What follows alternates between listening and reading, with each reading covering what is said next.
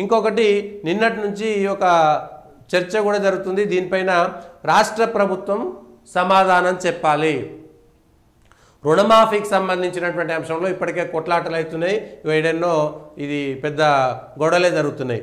కతలాపూర్లో ధర్నా చేస్తున్నారు, మెదక్పట్నంలో ధర్నా చేస్తున్నారు, ఆదిలాబాద్లో మహారాష్ట్ర బ్యాంక్ ఎదుట పాయల్ శంకర్ ధర్నా చేస్తున్నాడు ఎమ్మెల్యే. మిగిలినటువంటి ఈ మొత్తం దీంట్లో రైతులు ప్రతి చోట ఇబ్బంది పడుతున్నారు. రుణమాఫీకి సంబంధించి రుణమాఫీ 40% కూడా రాలేదు. 2 సార్లు నిబంధనలు మార్చి మోసం చేసినటువంటి కాంగ్రెస్ పార్టీ ఈ విషయంలో నిబంధనలకు వ్యతిరేకంగా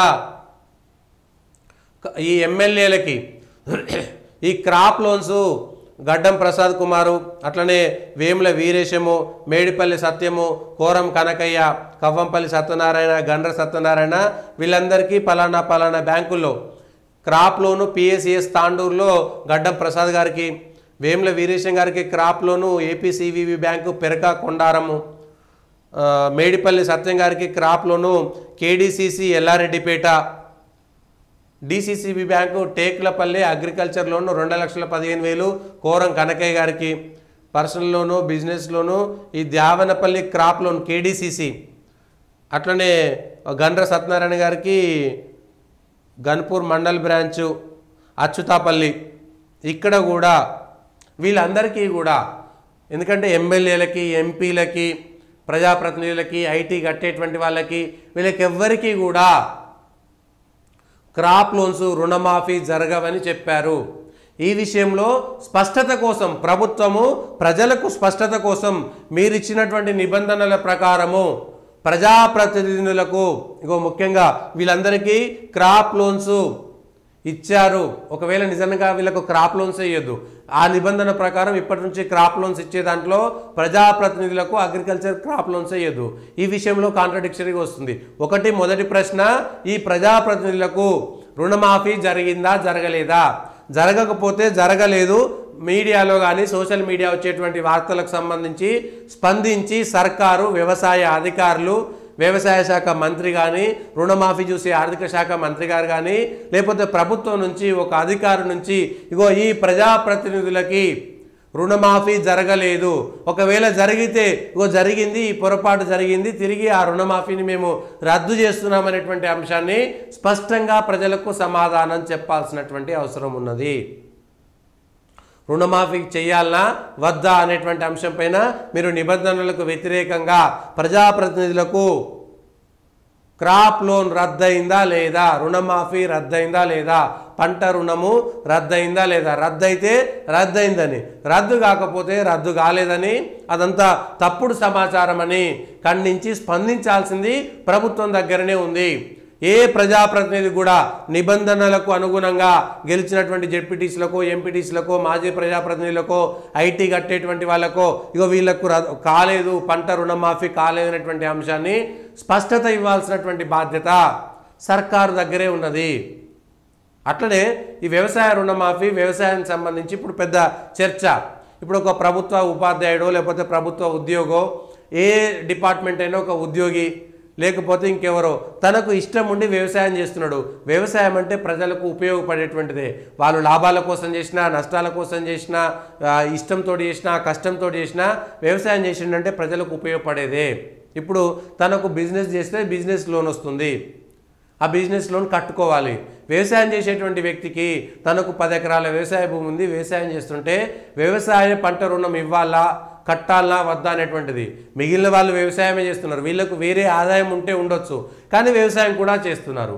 వ్యవసాయం మీద మక్కువతోటో, ఇష్టంతోటో, లేకపోతే భూమి ఉంది కాబట్టో, లేకపోతే వ్యవసాయ పని వాళ్ళు దొరికిరు కాబట్టో వాళ్ళు వ్యవసాయం చేస్తుంటే వాళ్ళు వ్యవసాయం చేయకుండా వ్యవసాయం నుంచి దూరం చేస్తున్నట్టా కాదా? ఇక రుణము ఇవన్నీ రాదు, మాకు రైతు రుణమాఫీ రాదు, లేకపోతే రైతు బంధు రాదు అనుకుంటే వాళ్ళు వ్యవసాయానికి దూరం అయితే ఆ వ్యవసాయ భూమి అంతా పడావు పడితే వ్యవసాయం తక్కువవుతుందా ఎక్కువవుతుందా? ఈ అంశం కూడా చర్చకు వస్తుంది. వాళ్ళు ప్రభుత్వ ఉద్యోగం అవ్వచ్చు, తన భర్త ప్రభుత్వ ఉద్యోగం అయితే భార్య వ్యవసాయం చేపిస్తుండొచ్చు, భార్య రైతు కిందికి రాదా? లేకపోతే భార్య ప్రభుత్వ ఉద్యోగి అవుతుండొచ్చు, భర్త వ్యవసాయదారుడు రైతు అవుతుండొచ్చు. తను రైతే కదా, అది ఆయన వృత్తి, అది ఆమె వృత్తి. ఆమెకు దీనికి సంబంధం ఏముంటుంది?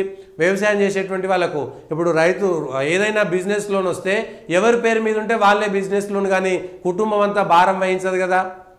లేకపోతే కొడుకు ప్రభుత్వ ఉద్యోగి అయి ఉంటాడు, తల్లిదండ్రులు ఇప్పటికీ వ్యవసాయమే చేస్తుంటారు, కొడుకు మీద ఆధారపడరు.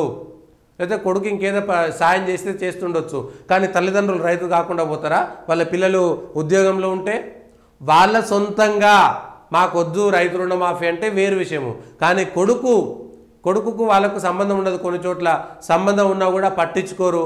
మేము చిన్నప్పటి నుంచి వ్యవసాయం చేస్తున్నాం కాబట్టి వ్యవసాయమే చేస్తాం అనుకుంటే వాళ్ళు వ్యవసాయదారులా కాదా? ఈ అంశాలపైన కూడా క్లారిటీ లేక కొంత గ్రామాల్లో చర్చ జరుగుతున్నది. చిన్న ప్రభుత్వ ఉద్యోగాలు చేసేటోళ్ళు ఉంటారు, 10,000 20,000 ఉద్యోగాలు 25,000 ఉద్యోగాలు వచ్చినటువంటి వాళ్ళు ఉంటారు.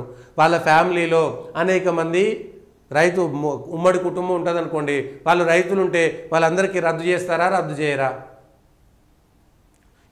ఈ విషయంలో కూడా గ్రామాల్లో చర్చ జరుగుతున్నది. ఎవరో రిటైర్డ్ అయ్యాడు, టీచర్ గానో ఇంకొక ఉద్యోగిగా రిటైర్ అవుతారు. రిటైర్ అయిన తర్వాత భార్య భర్తలు అక్కడ వ్యవసాయం చేసుకున్నటువంటి వాళ్ళు కూడా చాలామంది ఉన్నారు. రిటైర్ అయిన తర్వాత వాళ్ళకి చేతనైతుంటుంది, వ్యవసాయం చేస్తుంటారు. ఇప్పుడు ఆయనకు పెన్షన్ వస్తుంది కాబట్టి ఆయనకు వ్యవసాయం చేయాలన్నా వద్దా? ఆయనకు వ్యవసాయం మీద ఇంట్రెస్ట్ ఉంటుంది, 4 కూరగాయల పంటలు పండిస్తుంటాడు, లేకపోతే వ్యవసాయానికి ఇంత వరి వేసుకుంటాడు, అన్నీ ఉంటాయి. లేకపోతే 4 బర్రెలు పెట్టుకుంటాడు, 2 పనులను పెట్టుకుంటాడు, వ్యవసాయం చేపిస్తుంటాడు.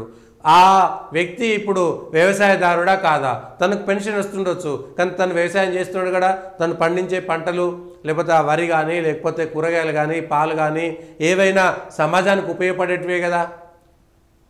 ఇప్పుడు అవి రద్దు చేయడం వల్ల ఏమవుతుంది? మేము వ్యవసాయం చేయడం వల్ల వృధా, మాకేం ఉపయోగం అనేటువంటి మాట వస్తే అదంతా పడవబడుతుంది. వ్యవసాయం నుంచి ఒకరు తగ్గిపోతారు కదా. వ్యవసాయాన్ని లాభసాటిగా మార్చాలి, వ్యవసాయాన్ని ప్రోత్సహించాలనుకుంటే మనం వాళ్ళందరినీ తగ్గిస్తున్నట్టా లేదా? ఈ అంశం పైన కూడా సమాధానం చెప్పాల్సి ఉంటుంది సర్కారు.